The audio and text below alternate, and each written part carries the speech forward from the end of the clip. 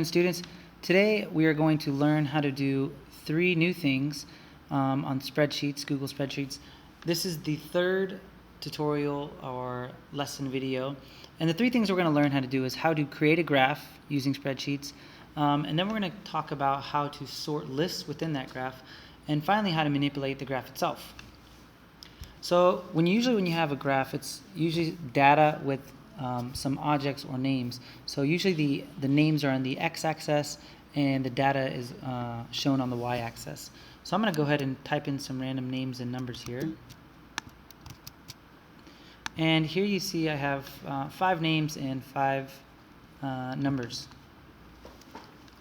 Now I need to create a graph, and to do so I'm going to highlight both A and B column here, the names and the numbers, and I'm going to click Insert and then Chart.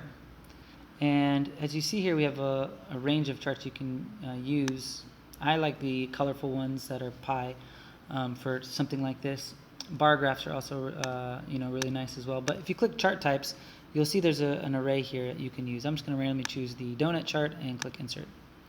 Now once I do that, I can just move it over here, and here I can see this correlates with that. Robbie has 18 and he has a big chunk here.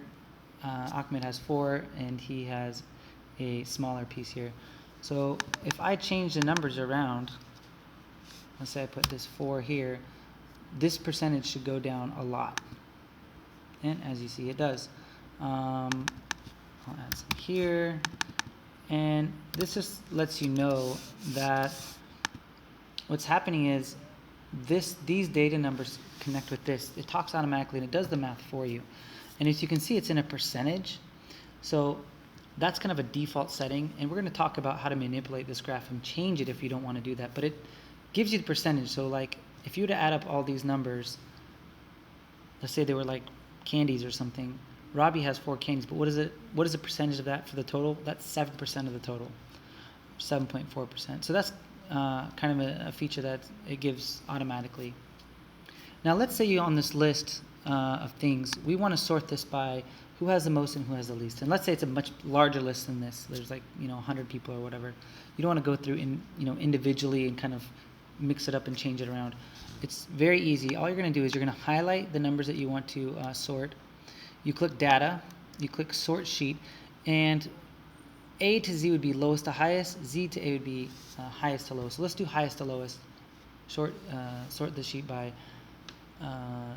highest to lowest. And as you see here, Sue has the most with 19, Ahmed, Noura, with Rabi at the bottom, and it does that for you very nicely. And here it correlates as well. And there's another way you can sort.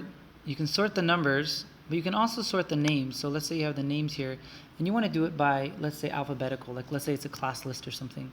You click Data, and you sort the sheet by A to Z. Let's do like first name starting with A, last name with Z.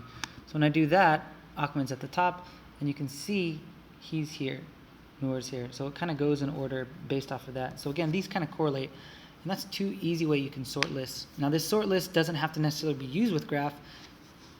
You can use it for anything, but you can also use it with the graph, like I've just shown you.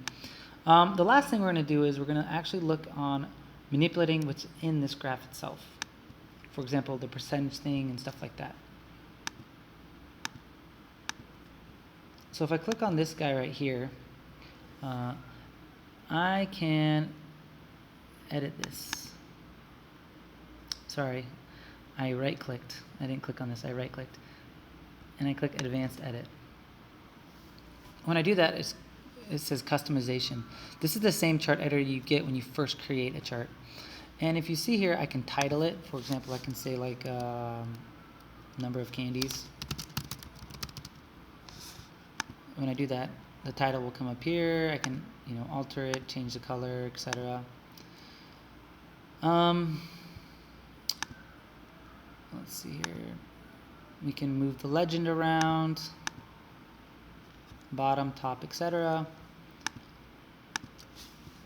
And we can play with the background colors, etc. Now, let's say you don't want this percentage anymore, you want numbers. If you click on this, you can do the value, or how many each person has. And when you highlight over it, it'll tell you the percentage of the total. Or you can just have the person's name, or whatever you wrote in that column. You can even change the size of the donut hole, like if you want a smaller one or a much larger one. I think 50 is fine. There's 3D feature, but it's gonna change the donut hole to a pie chart, I believe.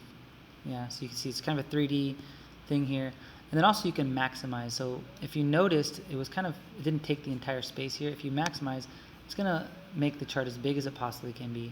So when I click update, your chart's gonna be much bigger. And again, even though it's much bigger and looks a little different, if I change the numbers here,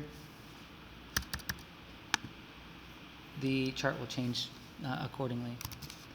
So that's it. That's how you create a graph. That's how you sort listing, and that's how you manipulate things within the graph. Thank you for watching, and have a great day.